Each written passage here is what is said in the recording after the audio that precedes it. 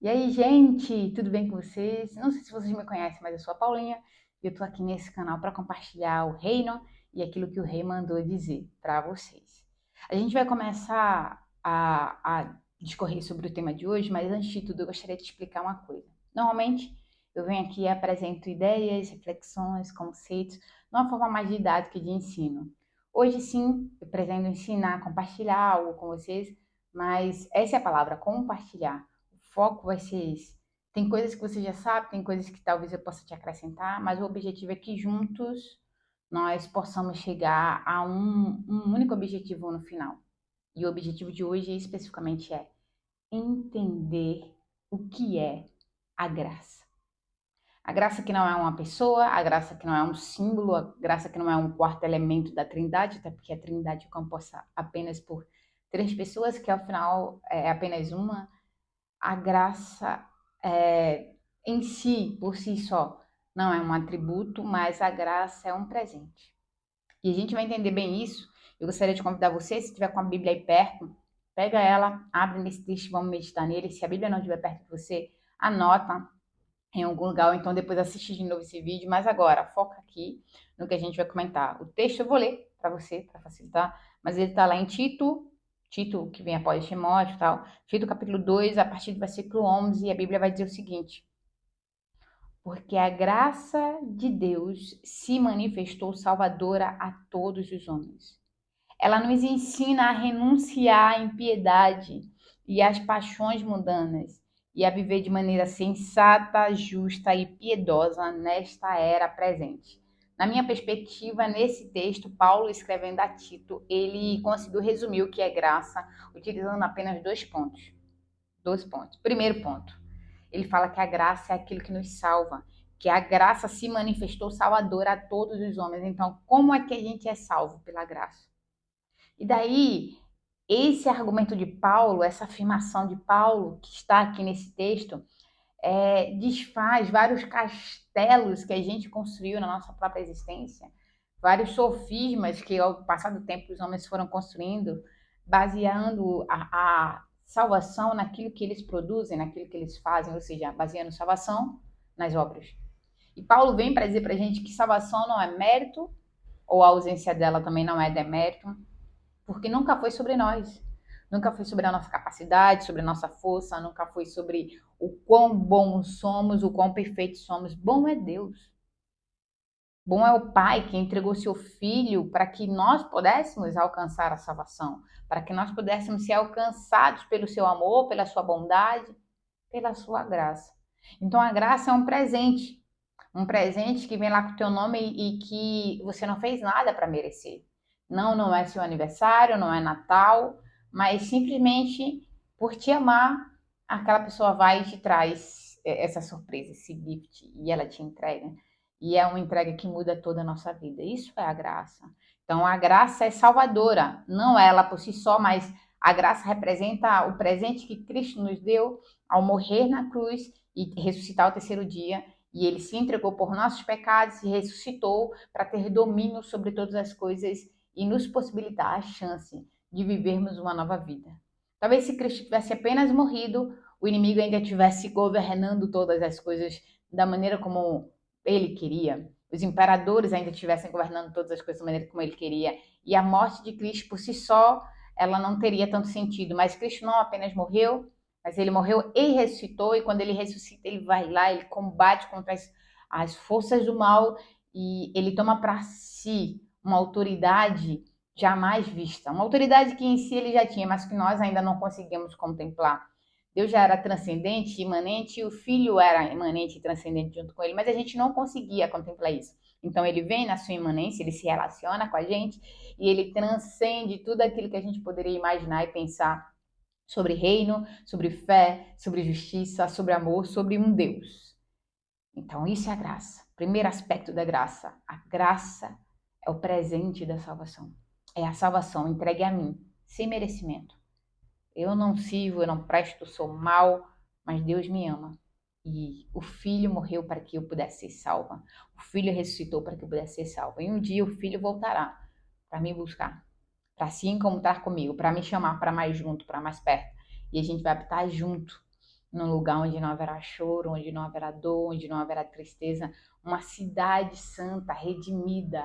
Essa é a esperança da igreja. Então, o primeiro aspecto da graça é esse: a graça salva. A graça é a razão para nós sermos salvos. É o amor de Deus manifesto a todo aquele que nele crê. E o segundo aspecto que eu tenho para te falar da graça é que a graça, isso está no texto, o versículo 12 vai dizer assim: ela quem é a graça, nos ensina a renunciar à impiedade e às paixões mundanas e a viver de maneira sensata, justa e piedosa nessa era presente. Então a graça me ensina a revelar a salvação que eu já recebi.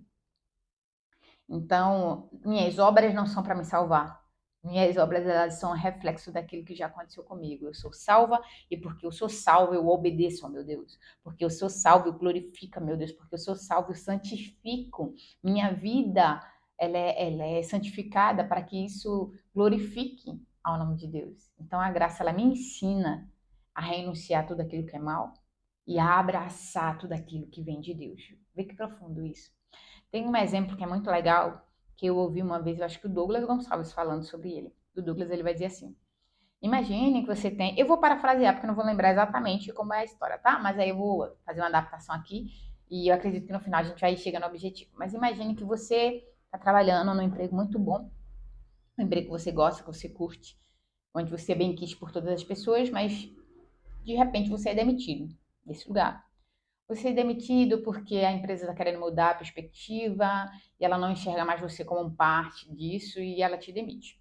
E daí você começa a entrar num bolo de dívidas assim sem fim. Sua casa era financiada e você não tem condições de pagar mais. Seu carro tem que ser vendido para tentar arcar com um pouco das dívidas.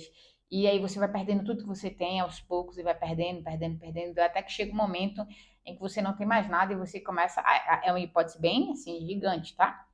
Você vai morar na rua, como um mendigo. Vai pedir dinheiro às pessoas para poder conseguir se alimentar. Seu teto é a ponte que tem na sua cidade, você vai dormir debaixo dela, se deitar sobre papelão, se cobrir com um lençol que você ganhou de uma turma que estava fazendo doações no meio da rua. Então, essa é a sua realidade agora. De repente, chega alguém muito bem vestido, com um terno, gravata, maleta e uma caneta assim dourada, bem gigantesca, assim, que chama muito atenção. E você se pergunta o que é que aquela pessoa está fazendo ali, no lugar onde você hoje habita. E aquela pessoa é um advogado e ele chega para você e ele vai falar assim: eu preciso que você assine esse papel. Você, assinar o papel? Para quê? Não, é porque seu tio, você lembra do seu tio? Seu tio ele faleceu e o único herdeiro dele era o filho dele, seu primo. Mas seu primo não queria ficar com a herança para si só e ele resolveu compartilhar a herança com você. Então, você assina esse papel, você vai ter direito a uma herança de 2 bilhões de reais, que é 50% do patrimônio do seu tio. E você fica abismado, porque assim, seu tio nunca pensou em te ajudar, seu tio nunca tava nem aí pra você, você tava morando na rua, afinal de contas. Mas quando ele morre, o filho dele te abraça assim de um jeito surreal. E você assina o papel e você vai ao encontro, né, junto com o advogado, vai ao encontro desse primo, e quando você enxerga esse primo, tudo que você mais quer é abraçá-lo, porque ele tá mudando a sua vida. E vamos supor que quando você vai abraçar esse primo fala assim: meu primo, que bom que você ficou feliz, que bom que você aceitou, que bom que você veio. Eu só queria te pedir algumas coisas. Eu queria te pedir que você nunca mais falasse palavras de baixo calão, palavras torpes. Eu queria te pedir que você também não gastasse tudo com festas, bebidas, com vinho, com coisas que podem te ludibriar, que podem te enganar por um tempo. Então, eu não queria, como drogas, eu não queria que você gastasse a fortuna com isso. Eu queria que você se dedicasse com essa fortuna, já que o dinheiro vai render, eu queria que você se dedicasse a ajudar outras pessoas, assim como eu te ajudei. Eu te pergunto, o que é que você faria? Você toparia esses pedidos desse primo? Você diria, não, ahá, querendo mandar na minha vida. Então, não, 2 bilhões não vale isso. Você tá querendo mandar na minha vida? Eu faço a minha vida o que eu quiser. Eu vou voltar a morar debaixo da ponte. Eu acredito que a maioria das pessoas vai dizer, cara, essa pessoa tá salvando você, tá mudando sua vida por completo, tá te dando uma nova perspectiva. Então, o que ele tá pedindo não é muita coisa. O que ele tá pedindo, na realidade, é pra gente ser a melhor versão da gente. Ele tá pedindo pra eu desenvolver o meu melhor. Então, tá bom, eu vou topar o pai você exatamente como ele quer. 2 bilhões, né? Agora, se eu te perguntasse assim, eu vou te oferecer 2 bilhões e você vai ter hoje para gastar, mas amanhã você morre. Agora já sou eu com uma outra reflexão. Amanhã você morre. Você ia aceitar os 2 bilhões? Acredito que a maioria das pessoas ia dizer que não, porque 2 bilhões morto não vale muita coisa, né? Só 2 bilhões só vão ter sentido se a gente continuar vivo para poder aproveitar esse valor. Isso significa que a vida importa mais do que qualquer valor. Porque sem vida a gente não consegue usufruir das coisas. Fato? Então, já que a tua vida importa mais, um herdeiro, eu queria dizer que um herdeiro, ele veio e ele te deu a vida. Aquilo que vale mais do que 2 bilhões de reais.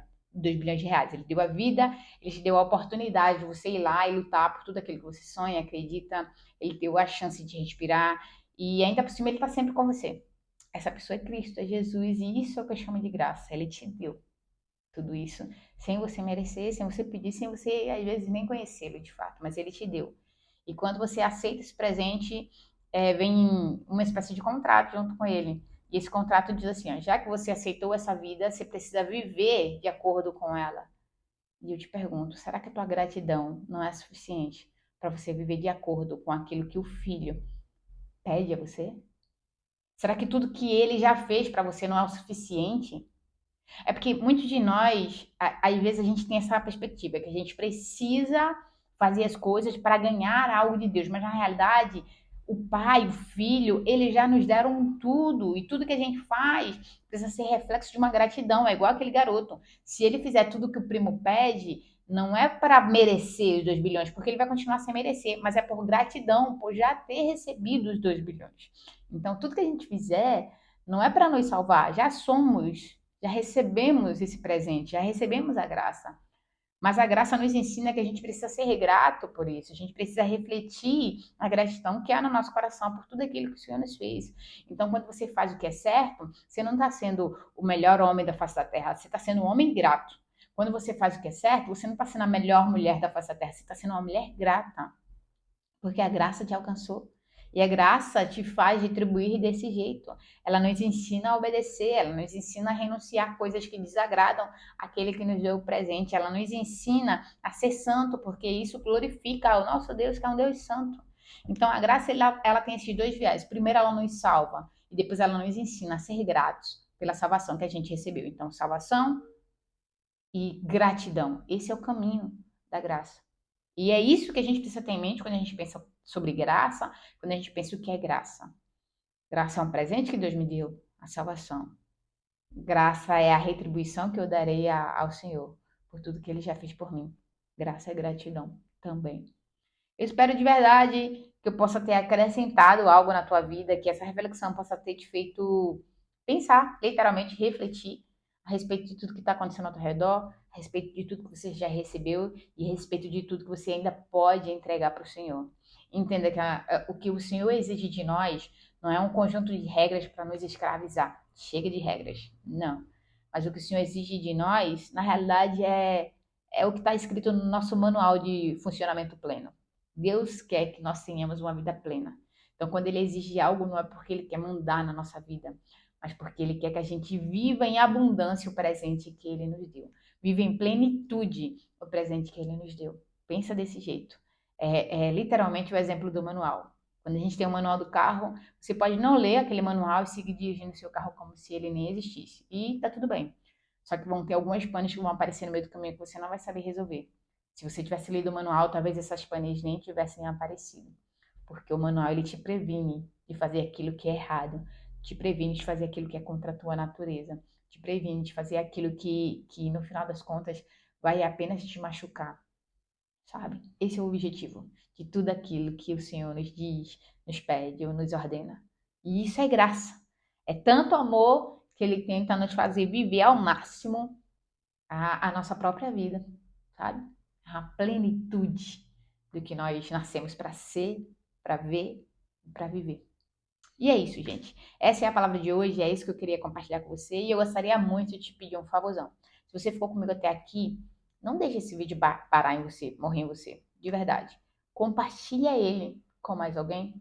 Deixa que mais alguém seja alcançado por essa graça, por esse amor incondicional do Pai por nós. Eu conto contigo, de verdade. E tô falando aqui aquilo que o rei mandou dizer. E eu espero que esse mesmo rei que tocou no meu coração ministre ao teu coração também, para que você possa compartilhar essa palavra com outras pessoas.